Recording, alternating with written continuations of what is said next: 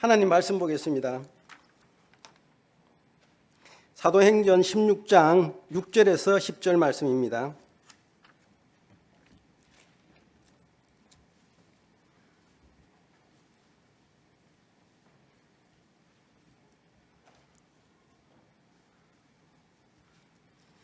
읽겠습니다. 성령이 아시아에서 말씀을 전하지 못하게 하시거늘 그들이 부르기아와 갈라디아 땅으로 다녀가 무시아 앞에 이르러 비두니아로 가고자 애쓰되 예수의 영이 허락하지 아니하시는지라.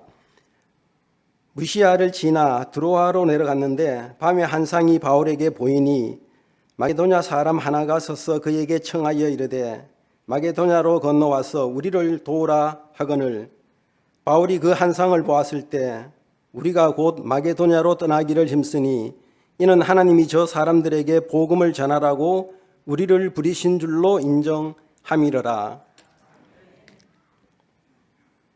이 시간 박태양 목사님께서 거절 더 큰 은혜의 시작이라는 제목으로 말씀을 전하실 때 많은 은혜를 받으시기 바랍니다.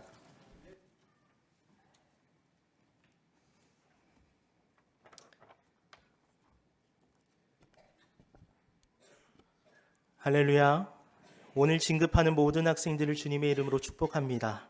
하나님께서 분명히 학생들을 통해 놀라운 일들을 행하실 줄 믿습니다. 믿음 안에서 성장하며 온전히 하나님께 영광 올려드리는 복된 인생들 될 수 있도록 우리 부모님들과 선생님들과 우리 교회 모든 성도들이 한 마음과 한 뜻이 되어 기도해야 될 줄 믿습니다. 우리 옆에 있는 분들에게 이렇게 인사해 보실까요? 오늘 참 아름다우십니다. 이렇게 화답해 보시면 좋겠습니다. 그건 당신의 눈이 아름답기 때문입니다.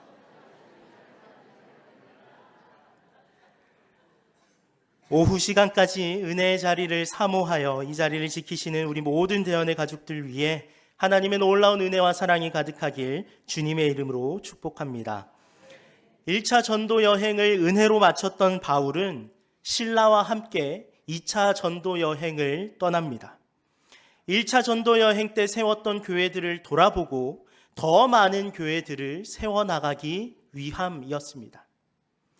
바울과 실라는 수리아와 길리기아 지방을 떠나 서쪽으로 이동하며 2차 전도 여행의 구체적인 계획을 세웠습니다. 그리고 소아시아 지역에서 복음을 전할 계획을 수립합니다. 이유는 간단합니다. 당시 소아시아 중심 도시였던 에베소에서 대도시 중심의 선교 전략을 세워나가면 하나님의 복음이 아시아 땅 가운데 온전히 퍼져나가게 될 것을 확신하였기 때문입니다. 본격적으로 더 많은 사람들에게 예수 그리스도를 증거하기 위해서 그러한 계획들을 세워나갔던 것입니다. 그런데 성령님께서 그 계획을 가로막으십니다. 바울은 속으로 의아해했을 것입니다. 더 많은 사람들에게 복음을 전할 수 있는 기회인데 그 기회를 왜 막으시는 것일까? 이해하기 쉽지 않았을 겁니다. 하지만 바울은 순종하여 멈추어 섰습니다. 그리고 오늘 본문 6절 하반절에서 7절 말씀, 그들이 부르기아와 갈라디아 땅으로 다녀가 무시아 앞에 이르러 비두니아로 가고자 애쓰되 예수의 영이 허락하지 아니하시는지라. 이번에는 비두니아로 가려는 계획을 세운 겁니다. 그리고 발걸음을 옮겨 나갔어요. 부르기아와 갈라디아를 거쳐서 무시아 앞에 이르렀습니다. 그 무시아 앞에서 이제 비두니아로 발걸음을 옮겨 나가면 되는 겁니다. 이 비두니아는요, 헬라 문화가 아주 잘 발달해 있던 곳이고요, 유대 정착민들이 아주 많이 살던 곳이었습니다. 그래서 에베소의 차선책, 바울 일행의 선교 거점이 될 만한 곳이었던 것이죠. 그러나 그 길 역시 예수의 영이 곧 성령님께서 가로막으셨다, 성경은 기록합니다. 얼마나 답답했겠습니까? 도대체 왜 가로막으시는 것일까? 반항하고 싶은 마음은 들지 않았을까요? 어떤 계획을 세우고 그것을 이루고자 최선을 다해도 번번이 뭔가에 막히면 우리는 좌절합니다. 더 이상 최선을 다하고 싶은 마음이 들지 않습니다. 무너지고 쓰러지게 됩니다. 바울이 지금 그러한 상황에 놓여 있는 겁니다. 다시 발걸음을 돌려서 무시아로 내려와 드로아에 이른 이 바울 일행, 마치 쳇바퀴 도는 것 같이 빙글빙글 돌고 있는 상황 가운데 이럴 시간에 한 사람이라도 복음을 더 듣도록 내가 전해야 하는데 답답한 마음, 막막한 마음, 속상한 마음, 씁쓸한 마음이 가득합니다. 우리 인생에도 이러한 일들이 일어나지 않습니까? 계획을 세우고 목표를 정하여 한 걸음씩 나아가는데 갑작스럽게 생각지도 못한 일들이 우리의 상황을, 우리의 길을 가로막는 일들이 있지 않습니까? 심지어 하나님의 일을 감당할 때도 이런 일들이 우리의 삶에 나타나는 겁니다. 오늘 본문의 바울의 모습처럼 말이죠. 그런데 여러분, 오늘 본문을 자세히 보시기 바랍니다. 결코 막힘으로 끝이 나지 않았습니다. 풀어집니다. 해결됩니다. 길이 열리게 됩니다. 물론 내가 원하던 방향대로 흘러가진 않습니다. 내가 뜻하던 대로 다 해결되진 않습니다. 내가 생각하고 있던 길이 아닌 정반대의 길이 열려질 때도 있습니다. 누가 그리하십니까? 우리 하나님이 그리하십니다. 여러분, MBTI 검사에 관하여서 이야기 들어보신 적 있으실 겁니다. 젊은 층에서 아직까지, 지금까지도 열풍이 불고 있는 이 테스트, 성격 유형 검사입니다. 외향적이냐, 내향적이냐, 감각적이냐, 직관적이냐, 사고적이냐, 감정적이냐, 판단적이냐, 인식적이냐, 이렇게 16가지 유형이 나타나게 되는데 이게 꽤 재밌어요. 그 중에 판단형을 알파벳 J로, 인식형을 알파벳 P로 분류하는데 J 판단형은요, 목적과 방향을 세워서 그것을 위해서 철저하게 준비한 후에 그대로 실행에 옮기는 유형이라고 합니다. 그래서 그 계획대로 되지 않으면 마음이 너무 불편한 거예요. 제가 바로 이 J형입니다.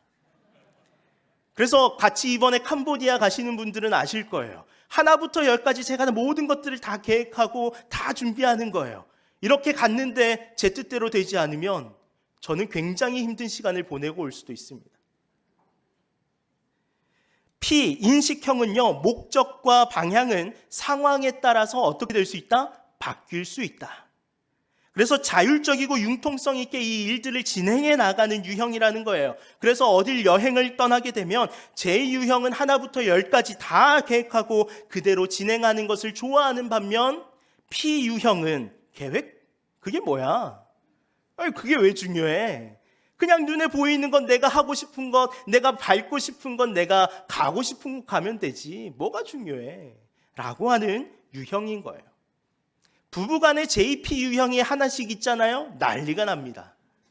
남편은 계획을 세우는데 아내분은 계획 없이 떠나는 걸 즐겨하는 거예요. 그래서 여행 가가지고 오늘은 이거 해야 되는데 내일은 저거 해야 되는데 이러면 아내분이 뭐라고 하냐면 됐다 치아라.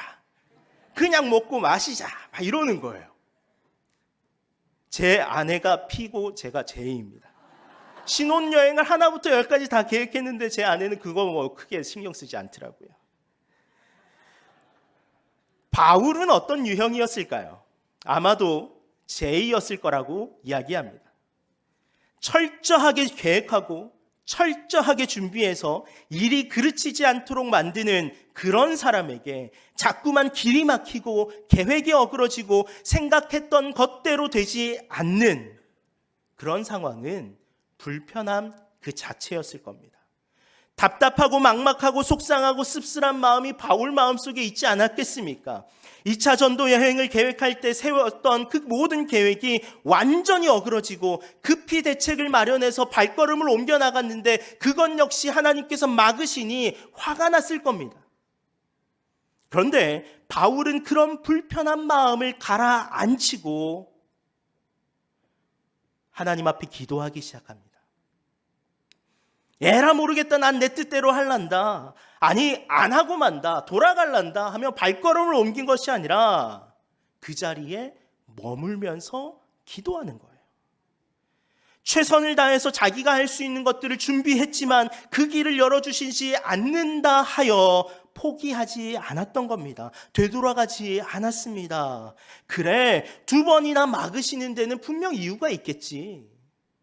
이렇게까지 거절하시는 데는 분명 뜻이 있을 거야. 이 믿음 가지고 그 자리에 머문 거예요. 그 자리에 머물면서 기도한 겁니다. 하나님, 왜 거절하신 것입니까? 왜 길을 가로막으시는 것입니까? 대체 하나님의 길은 어디에 있습니까? 하나님께서 우리가 어디로 향하길 원하십니까? 이것은 굉장히 중요한 신앙의 원리입니다. 우리의 삶의 주인은 누구이십니까? 하나님이셔요. 우리의 인생을 주도해 가시는 분 누구십니까? 하나님이셔요. 내 인생 내 뜻대로 내가 이끌어가는 것처럼 보이지만 그 길을 여실 수도 있고 닫으실 수도 있는 분, 그 길을 열고 닫으실 수 있는 분은 오직 하나님 한 분밖에 없음을 기억하시길 바랍니다. 때론 내 뜻대로 되지 않는다 하여도, 내가 원하는 대로 흘러가지 않는다 하여도 흔들릴 필요가 없는 거예요. 주님이 내 인생을, 내 삶을, 내 앞길을 붙들고 계시기 때문에, 그렇기에 우리는 하나님 앞에 그대로 엎드리면 되는 거예요. 사도 바울이 그러했던 것과 같이. 놀랍게도 드로아에 내려와 있던, 그래서 하나님 앞에 머무르며 기도하던 그 바울에게 길이 열리기 시작합니다. 9절 말씀 함께 읽어보실까요? 밤에 환상이 바울에게 보이니 마게도냐 사람 하나가 서서 그에게 청하여 이르되 마게도냐로 건너와서 우리를 도우라. 환상이 보이는 거예요. 지금 바울은 지금의 티르키예 땅에 있고요. 환상 속 인물은 바울이 어디에게로 넘어오라 말합니까? 마게도냐. 지금 유럽 땅으로 넘어와 자신들을 도우라라고 이야기하고 있는 겁니다. 바울의 계획에는 없었던 여정입니다. 드로아에서 마게도냐까지는 육로로 이동이 불가능해요. 에게해를 건너가야 되는데 180km가 넘는 바다입니다. 실제로 바울의 전도 여행 기록을 살펴보면 2차 전도 여행 때는 이틀에 걸쳐서 이 바다를 건넜습니다. 3차 전도 여행 때는 5일 동안 배를 저어서 건너가야 했습니다. 그만큼 여정이 쉽지 않은 것 바울이 모를 리 없습니다. 그런데 그 환상을 보고 난 후 바울과 그의 일행의 태도를 주목하여 보시기 바랍니다. 10절, 바울이 그 환상을 보았을 때 우리가 곧 마게도냐로 떠나기를 힘쓰니 이는 하나님이 저 사람들에게 복음을 전하라고 우리를 부르신 줄로 인정함이로라. 하나님이 저 사람들에게 복음을 전하라고 우리를 부르신 것 인정합니다. 자신의 생각과 자신의 계획과 자신의 뜻은 아니었지만 그것이 하나님의 뜻이니 하나님의 생각이니 하나님의 계획이니 인정하는 거예요. 그리고 나서 어떻게 했다고 기록합니까? 곧 바로 즉시 마게도냐로 떠나기를 힘썼다. 어떻게 했다고요? 힘썼다. 열망했다. 최선을 다했다. 그것이 마치 자신의 원래 계획인 양 모든 것을 쏟아 놓았다. 성경은 기록하는 겁니다. 이 사건요, 바울이 드로아에서 배를 타고 마게도냐로 건너갔던 이 사건, 유명한 역사학자인 아놀드 토인비는 이 사건에 대해서 이렇게 기록합니다. 드로아에서 바울을 태우고 빌립보로 건너갔던 그 배가 바로 유럽의 역사를 바꾸는 배였으며 유럽의 문명사를, 유럽의 미래를 안고 가던 배였다. 역사학자가 바울의 행적을 기록하면서 그가 유럽을 뒤집어 놓았다라고 말하는 겁니다. 그가 유럽 땅을 바꾸어 놓았다라고 말하고 있는 거예요. 유럽 서양 문화의 기초는 기독교입니다. 이 기독교가 유럽으로 전파된 때가 바로 오늘 본문의 때라는 겁니다. 유대인이자 아시아인이었던 바울, 그는 예수님을 믿고 완전히 변화되어 유대 민족주의의 한계를 벗어던졌습니다.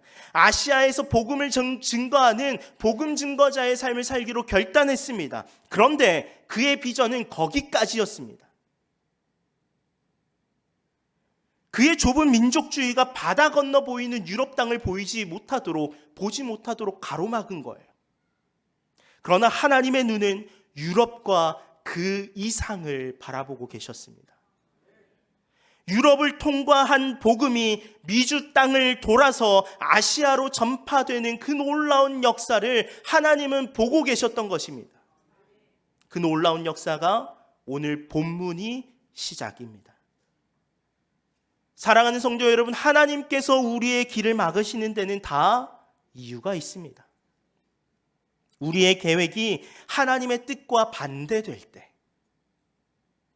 우리에게 기다림, 곧 훈련이 필요할 때, 그리고 하나님 자신의 계획이 있을 때 우리의 길을 막으십니다. 두 번이나 바울의 길을 막으신 것은 그를 통해서 더 놀랍고 더 크고 더 위대한 일을 계획하셨기 때문입니다.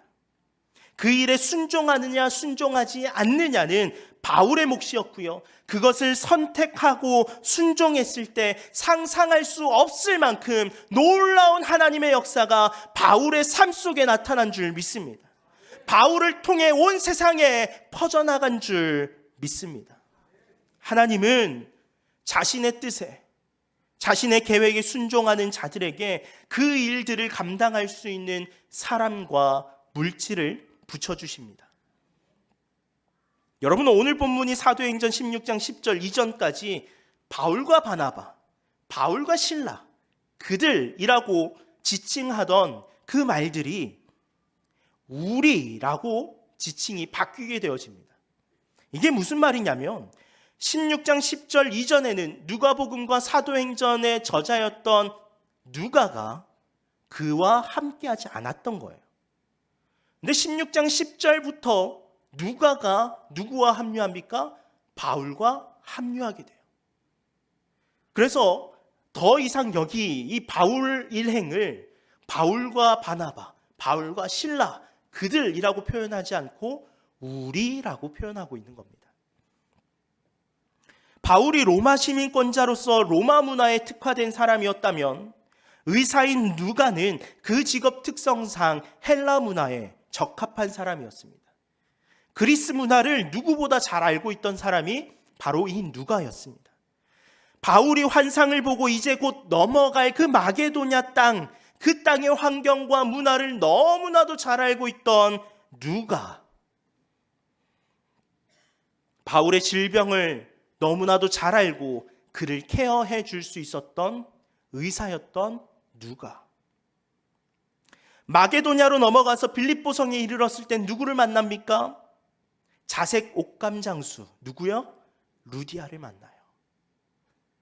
귀족들이 입는, 왕족들이 입는, 개선 장군과 같은 위대한 인물들이 입는 그 옥감을 판매하던 루디아가 바울을 만나게 되는 겁니다.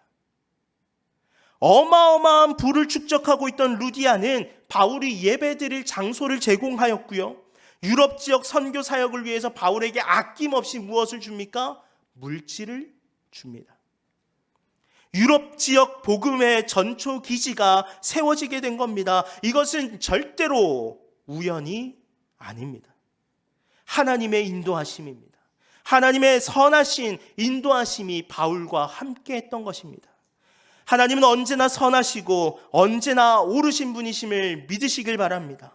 하나님은 바울의 한 걸음 한 걸음을 책임지시고 인도하셨습니다. 사랑하는 성도 여러분, 우리의 인생길을 인도하시는 하나님께서는 필요에 따라서 사람을 붙여주십니다. 물질을 허락하십니다. 여러분, 이 사실을 기억하시길 바랍니다. 여러분들의 삶에 이 놀라운 은혜가 넘쳐 흘러나게 되길 주님의 이름으로 축복합니다. 어떤 이유로 우리의 앞길이 막히든, 언제나 선하시고 옳으신 하나님, 그 하나님을 믿는 믿음, 그분이 내 삶의 주인이시며 그분이 내 길을 인도하시는 분이심을 믿는 믿음, 이 믿음 가지고 우린 흔들리지 않아야 될 줄 믿습니다. 2024년 막힘없이 탄탄대로를 달리고 싶으신 여러분들 앞에 막히는 이야기만 들려드려서 죄송합니다. 그런데 이게 우리에게 너무나도 중요한 이야기라는 거예요. 많이 멈춰서게 되실 수도 있을 겁니다. 많이 내 뜻대로 되지 않는 일들을 경험하실 수도 있을 겁니다. 사업이 힘들어져서, 때론 가게가 어려워져서, 여러 가지 환경 때문에 눈물 흘리며 쓰러져 계실 수도 있습니다. 그때 2024년 첫 번째 오후 예배 때 들려준 이 말씀이 여러분들에게 힘이 되었으면 좋겠습니다. 하나님은 언제나 선하시고 옳으십니다. 하나님 내 삶의 주인이십니다. 내가 하나님만 바라보길 원합니다. 그때 하나님께서 우리가 생각하는 것보다 더 놀라운 것들로 우리의 인생을 채워주실 줄 믿습니다.